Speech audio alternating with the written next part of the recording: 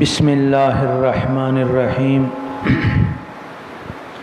اللہم صلی علی محمد النبی الامی وعلی آلہ وسلم تسلیما رب اشرح لی صدری ویسر لی امری واحلل عقدۃ من لسانی یفقہوا قولی۔ قال اللہ تعالی فی کلامہ المجید وفرقانہ الحمید انا عرضنا الامانۃ علی السماوات والارض والجبال فابین ان یحملنها واشفقن منها وحملها الانسان انہ کان ظلوما جہولا۔ وقال اللہ تعالی انا نحن نزلنا الذکر وانا له لحافظون۔ وقال النبی صلی اللہ علیہ وسلم خیرکم من تعلم القرآن وعلمہ۔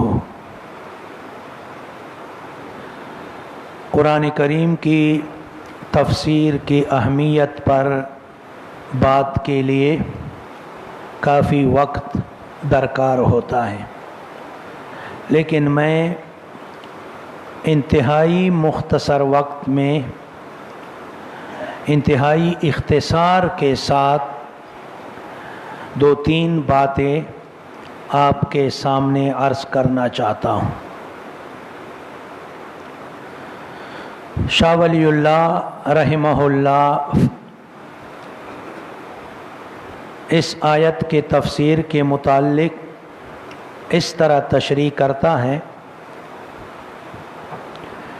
کہ اللہ تعالیٰ نے احکامات تکلیفیہ کے بوجھ کو آسمانوں پر پیش کیا، یعنی اس کے استعداد کے ساتھ موازنہ کیا، پہاڑوں پر پیش کیا یعنی اس کے استعداد کے ساتھ موازنہ کیا، زمین پر پیش کیا یعنی اس کے استعداد کے ساتھ موازنہ کیا۔ یہ صرف تین کائنات آیت میں ذکر ہوئے، آسمان، پہاڑ اور زمین۔ مراد اس سے علماء فرماتے ہیں کہ تمام کائنات ہیں۔ اللہ تعالیٰ نے وحی کا اور احکامات تکلیفیہ کا بوجھ تمام کائنات پر پیش کیا اور اس کے ساتھ موازنہ کیا، لیکن تمام کائنات میں یہ تحمل نہیں تھا کہ یہ بوجھ برداشت سکے احکامات تکلیفیہ کی۔ لیکن یہ تین کائنات اس وجہ سے ذکر کیے کہ انسان کے تین احوال ہوتے ہیں، یا انسان اوپر دیکھتا ہے تو بڑی چیز کائنات میں سے آسمان نظر پہ آتا ہے، یا انسان نارمل حالت پہ دیکھتا ہے تو کائنات میں بڑی چیز اطراف میں پہاڑ نظر آتے ہیں، یا انسان نیچے دیکھتا ہے تو بڑی کائنات میں سے زمین نظر آتا ہے۔ تو ان سب کائنات پر اللہ تعالیٰ نے احکامات تکلیفیہ کا بوجھ ڈالا اور اس کے استعداد کے ساتھ موازنہ کیا، لیکن کسی میں یہ صلاحیت نہیں تھی کہ یہ بوجھ وہ برداشت کر سکے۔ فقط انسان نے اس بوجھ کو اٹھا لیا۔ اس وجہ سے آپ تمام نظام کائنات میں دیکھیں، تمام نظام کائنات کا اصل مرکز وہ کیا ہے؟ انسان ہے۔ یہ سب کائنات اللہ تعالیٰ نے انسان کے فائدے کے لیے بنائے ہیں۔ سب کائنات سے فائدہ کون لیتا ہے؟ انسان۔ اور تمام کائنات پر حکمرانی کون کرتا ہے؟ انسان۔ یہ ستارے، سیارے، یہ بادل، یہ بارشیں، یہ دریائیں، یہ پہاڑ، یہ زمین، اس سے کون فائدہ اٹھاتا ہے؟ انسان، یا بلا واسطہ یا بالواسطہ۔ تو یہ ساری کائنات کو اللہ تعالیٰ نے انسان کے لیے پیدا کیا، اور انسان نے احکامات تکلیفیہ کا بوجھ اٹھا لیا، اور انسان کو اللہ تعالیٰ نے اپنی عبادت کے لیے پیدا کیا۔ اس وجہ سے انسان کی پیدائش میں ایک عجیب فلسفہ ہے۔ آپ دیکھ لیں، حیوانات کو آپ دیکھ لیں، خواہ پالتو جانور ہو خواہ جنگلی جانور ہو، اس طرح پرندوں کو آپ دیکھ لیں، پرندوں کو، جو حیوانات یا پرندے کچھ کھاتا ہے یا پیتا ہے تو اس کے لیے سر نیچے کرتا ہے، یعنی ہاتھ سے نہیں اٹھاتا ہے بلکہ اپنا سر خوراک کے پیچھے نیچے لے جاتا ہے۔ صرف انسان جب خوراک کرتا ہے تو ہاتھ سے لقمہ وہ اپنے منہ کو اٹھا لیتا ہے۔ اس میں فلسفہ یہ ہے کہ انسان ان تمام کائنات کا مہمان خصوصی ہیں، اصل ہیں، اور یہ تمام کائنات اللہ تعالیٰ نے انسان کے لیے پیدا کیے ہیں، اپنی عبادت کے لیے نہیں۔ اور انسان کا سر اتنا قیمتی ہے کہ وہ صرف اللہ تعالیٰ کے سامنے جھکے گا، باقی کسی چیز کے لیے وہ نہیں جھکے گا۔ تو اس میں فلسفہ اور حکمت یہ ہے۔ اس وجہ سے آپ دیکھ لیں، آپ ہر کسی سے یہ سنتے ہیں کہ دنیا نے ترقی کر لیا، دنیا نے ترقی کیا، ہر کسی سے سنتے ہیں۔ تو آسمان تو وہی آسمان ہے، زمین تو وہی زمین ہے، اس سے جو فصلیں ہیں وہی فصلیں ہیں، حیوانات تو وہی حیوانات ہیں، پہلے بھی بوس کھاتا تھا جانور، بھینس، گائے، اب بھی بوس کھاتے ہیں۔ ایسا تو نہیں کہ کوئی اس کے لیے رس گلے اور گلاب جامن سامنے رکھتے ہیں۔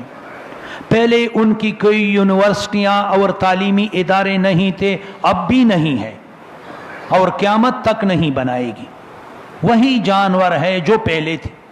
البتہ اگر ترقی کیا ہے تو انسانی معاشرے نے ترقی کیا ہے۔ اس سے معلوم ہوا کہ یہ سارا نظام انسان سے تعبیر ہے، انسان سے تعبیر ہے۔ تو جب انسان کو اللہ تعالیٰ نے اتنا قیمتی بنایا کہ سب کچھ اس کے لیے پیدا کیا، تو آپ اپنے عقل سے اندازہ کر لیں کہ پھر انسان کو صرف خوراک اور صرف مشروبات پینے کے لیے پیدا کیا ہے؟ نہیں، یقیناً اس میں ایک بہت بڑا حکمت اور ایک فلسفہ ہوگا، اور وہ اللہ تعالیٰ نے خود بیان کیا ہے، وَمَا خَلَقْتُ الْجِنَّ وَالْإِنسَ إِلَّا لِيَعْبُدُونَ، کہ انسان کو میں نے اپنی عبادت کے لیے پیدا کیا ہے۔ اب اس کا کیا معنی ہے کہ انسان اللہ تعالیٰ کی عبادت کرے گا اور انسان مکلف ہے؟ اس کا معنی یہ ہے کہ انسان کے حرکات، سکنات، کردار، گفتار، اقوال، سب چیزیں یہ اس پر شمار ہوتے ہیں، اور اس کے ساتھ اس کا حساب ہوگا۔ ایک ایک قدم رکھنے، ایک ایک فعل کرنے، کام کرنے کا اس کے ساتھ حساب کتاب ہوگا۔ اس کا معنی ہے کہ انسان مکلف ہے۔ اب جب انسان مکلف ہے تو اللہ تعالیٰ نے ہر دور میں، مکلف کا معنی یہ ہے کہ انسان ایسے اعمال کرے گا جس سے اللہ تعالیٰ خوش ہو، اور ایسے اعمال سے جان بچائے گا جس سے اللہ تعالیٰ ناراض ہو۔ اب انسان کو یہ پتہ نہیں چلتا ہے کہ کون سے اعمال سے اللہ تعالیٰ خوش ہوتا ہے اور کن اعمال سے اللہ تعالیٰ ناراض ہوتا ہے۔ تو ہر دور میں اللہ تعالیٰ نے ان باتوں کو سمجھانے کے لیے انبیاء بھیجے، اپنے اپنے قوموں کو انبیاء بھیجے، اور ان انبیاء کے سلسلے میں ہمارا عقیدہ یہ ہے کہ آخری نبی حضور صلی اللہ علیہ وسلم جو ہمارا نبی ہے، اس پر نبوت کا دروازہ بند کیا گیا ہے، اس کے بعد کوئی نبی آنے والا نہیں ہے، وہ ہمیں بھیج دیا اور اس کو ایسے تعلیمات دیے کہ جو مشرق سے لے کر مغرب، شمال سے لے کر جنوب تک ساری انسانیت کے لیے ہیں، اور صرف ایک وقت کے لیے نہیں بلکہ قیامت تک تمام آنے والے نسلوں کے لیے اس کی تعلیمات ہیں۔ اور یہ تعلیمات اور یہ قانون اللہ تعالیٰ نے حضور صلی اللہ علیہ وسلم مبارک کو قرآن کے شکل میں دے دیا۔ تو جب ایسا جامع قانون اللہ تعالیٰ نے حضور صلی اللہ علیہ وسلم کو دے دیا جو قیامت تک آنے والی نسلوں کے لیے ہیں اور تمام اطراف و اکناف کے لیے ہیں، تمام قوموں کے لیے ہیں، تو اس کی حفاظت کی ذمہ داری اللہ تعالیٰ نے خود لے لیا۔ اِنَّا نَحْنُ نَزَّلْنَا الذِّكْرَ وَإِنَّا لَهُ لَحَافِظُونَ۔ اللہ تعالیٰ فرماتا ہے کہ میں نے قرآن کریم کو نازل کیا ہے اور میں نے اس کی حفاظت کی ذمہ داری لی ہے۔ اب قرآن کریم، ایک قرآن کریم کے الفاظ ہیں، ایک قرآن کریم کا معنی ہے، اور ایک قرآن کریم کا لب و لہجہ ہے، اور ایک قرآن کریم کی آئینی اور دستوری آئینی حیثیت ہے۔ تو اللہ تعالیٰ نے قرآن کریم کے الفاظ کی حفاظت کا ذمہ بھی لیا ہے، معنی کی حفاظت کا ذمہ بھی لیا ہے، لب و لہجے کی حفاظت کا ذمہ بھی لیا ہے، آئینی حیثیت کی حفاظت کا ذمہ بھی لیا ہے۔ تو اللہ تعالیٰ اس کائنات میں جو کام کرتا ہے، اللہ تعالیٰ اسباب کا محتاج نہیں ہے، لیکن دنیا نظام کو اسباب اور مسببات کے زنجیر میں جکڑ دیا ہے۔ تو اللہ تعالیٰ قرآن کی حفاظت کے لیے فرشتے نہیں اتارتے ہیں، یہی انسانوں سے اللہ تعالیٰ قرآن کریم کی حفاظت کا جو کام ہے لیتا ہے۔ آپ ذرا سوچ کریں، انتہائی مختصر بات مختصر کرتا ہوں، آپ ذرا سوچ کریں، یہ واحد قرآن کی خصوصیت ہے، کتنا بڑا کتاب ہے، آپ دیکھ لیں، الحمد سے لے کر والناس تک بچے اس کو یاد کرتے ہیں یا نہیں؟ آپ بتا سکتے ہیں دنیا میں کوئی ایسا کتاب ہے دوسرا کہ اس طرح یاد کیا جائے جس طرح قرآن حفاظ کو یاد ہوتا ہے؟ وہ چھوٹے بچے جو آپ اس پر یہ اعتماد نہیں کر سکتے ہیں کہ وہ بازار جائیں اور آپ کے لیے آلو ٹماٹر پیاز کی سودا سود کریں، ان پر اللہ تعالیٰ اپنی عظمت کو انسانوں پر ظاہر کرتا ہے کہ میں اتنا عظیم، اتنا قوی، اتنا طاقتور بادشاہ ہوں کہ اپنی اس آئین کی حفاظت ان بچوں سے کرواتا ہوں۔ یہ قرآن کریم کی خصوصیت ہے۔ جب آپ اسکول پڑھتے ہیں، آپ کو پی ایچ ڈی دیتے ہیں، آپ کو پروفیسر کی ڈگریاں دیتے ہیں، لیکن وہ چھوٹی سی نوٹس آپ یاد نہیں کر سکتے ہیں اور نقل لے کر جاتے ہیں۔ آپ نے کبھی کسی حافظ کو دیکھا ہے کہ استاد اس سے امتحان لے اور وہ نقل سے امتحان دے؟ کبھی کسی حافظ کو دیکھا ہے؟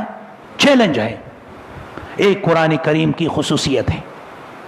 تو اللہ تعالیٰ قرآن کریم کے الفاظ کی حفاظت ان بچوں سے لیتا ہے، اس پر دار و مدار نہیں کہ یہ بڑے آدمی کا بچہ ہے یا غریب آدمی کا بچہ ہے، سفید ہیں یا کالا ہیں، کمزور ہیں یا طاقتور ہیں، غریب ہیں یا مالدار ہیں، یہ نہیں ہوتا ہے۔ دوسری بات یہ ہے کہ قرآن کریم کا لب و لہجہ ہے کہ کون سا لفظ باریک پڑھا جائے، کون سا لفظ پر پڑھا جائے، کون سا لفظ اونچا کیا جائے، کون سا لفظ پست اور نیچے پڑھے۔ تو یہ قرآن کریم کے لب و لہجے کی حفاظت اللہ تعالیٰ قاریوں حضرات سے لیتا ہے، قراء سے لیتا ہے۔ اور آپ کو میں ایک عجیب بات آپ کے سامنے رکھتا ہوں، آپ سوچ کریں، بڑی دلچسپ بات کیوں نہ ہو، لیکن جب ایک بار آپ کو کوئی کہے تو زیادہ سے زیادہ دوسری مرتبہ بھی آپ سننے کے لیے کبھی تیار ہوں گے، یا تیسری مرتبہ، اس سے زیادہ تیار نہیں ہوئے۔ اور آپ اس کو کیا کہتے ہیں، یہ بات میں نے سن لیا ہے، ایسا ہے یا نہیں؟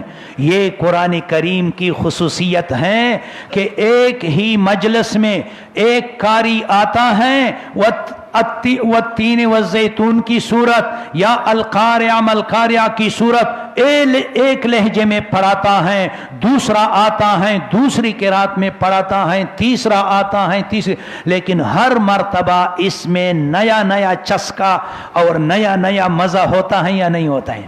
یہ قرآن کریم کی خصوصیت ہے، باقی کسی کتاب کی یہ خصوصیت نہیں ہے۔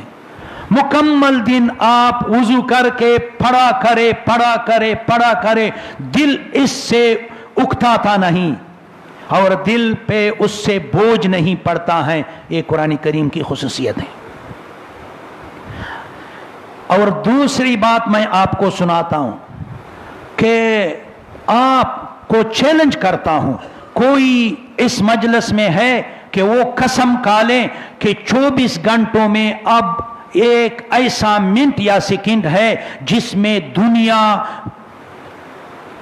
اور زمین پر کسی جگہ بھی قرآن نہیں پڑھایا جاتا ہے؟ کوئی کر سکتا ہے؟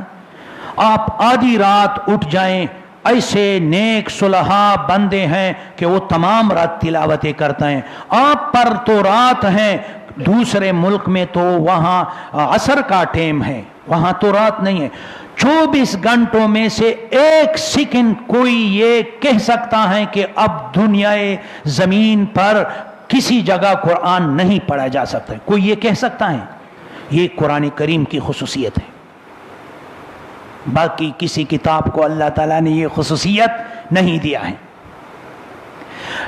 ایک تیسری بات قرآن کریم کا معنی ہے، اللہ تعالیٰ قرآن کریم کے معنی کی حفاظت علماء کرام سے لیتا ہے جو آپ کو ترجمے کرتا ہے۔